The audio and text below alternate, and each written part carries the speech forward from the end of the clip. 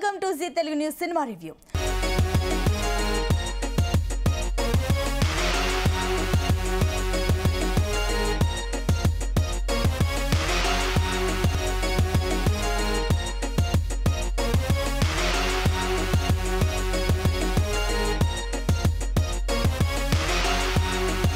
ధనుష్ నాగార్జున ప్రధాన పాత్రలో నటించిన చిత్రం కుబేరా.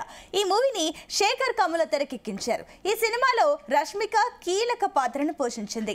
ఇప్పటికే టీజర్, ట్రైలర్లు మంచి హైప్ ను క్రియేట్ చేస్తాయి. పైగా ఇది సినిమాలకే కొత్త సినిమా అంటూ శేఖర్ కమ్ముల చెప్పిన మాటలు మరింత ఆసక్తిని పెంచేస్తాయి. నేడు రిలీజ్ అయిన ఈ మూవీకి ఎలాంటి టాక్ వచ్చింది, ఎవరెవరు ఏమేమి అనుకుంటున్నారు, ధనుష్ పాత్రకు ఎన్ని మార్కులు పడుతున్నాయి, సినిమా రివ్యూలో చూద్దాం.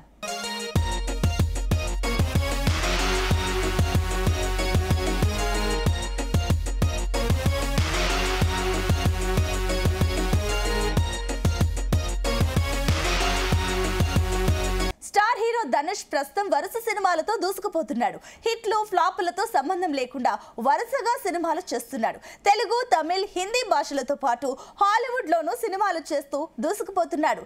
ధనుష్ అమాయకత్వపు నటన, నాగార్జున ప్రెజెన్స్ ఇవన్నీ అందరికీ కనెక్ట్ అవుతాయి. ఇక Shekhar Kammula honest story telling మాత్రం మారలేదని, ఆయన మేకింగ్, టేకింగ్ అద్భుతంగా ఉందని చెప్పవచ్చు. కొంచెం నిడివి ఎక్కువ ఉన్న ఫీలింగ్ కూడా వచ్చినప్పటికీ పూర్తిగా ఎంగేజింగ్ మోడ్లోనే సినిమా వెళ్తుంది. ఇదిలా ఉంటే ధనుష్, రష్మిక కెమిస్ట్రీ ఈ మూవీకి హైలైట్ గా నిలుస్తుంది.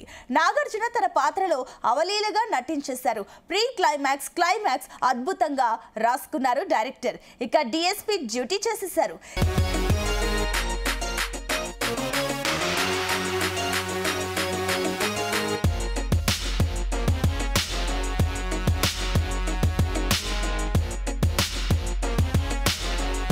డిఎస్పీ డ్యూటీ చేశారు.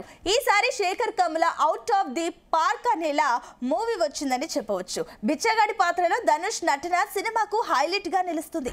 కింగ్ నాగార్జున ఈ సినిమాకు స్పెషల్ అట్రాక్షన్. ధనుష్ తో నాగార్జున, రష్మిక పోటాపోటీగా నటించారు. రష్మిక కెరీర్ లో గుర్తుంచుకునే పాత్రను కుబేరాలో చేసింది. ముఖ్యంగా ధనుష్ ఎంట్రీ తర్వాత మూవీ స్వరూపం పూర్తిగా మారిపోతుంది. ధనుష్ తప్ప మరెవరు ఈ పాత్ర చేయలేరనే చెప్పవచ్చు.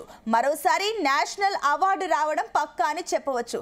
ఇక నాగార్జున రోల్ కూడా ఊహించని విధంగా ఎక్స్ట్రాడినరీగా ఉంది. రష్మికకు కూడా గత శేఖర్ కమ్ముల సినిమాలలోని పాత్రల లాగానే మంచి పాత్ర పడింది. తన కెరీర్ బెస్ట్ మూవీగా నిలుస్తుందనడంలో ఎలాంటి డౌటే లేదు.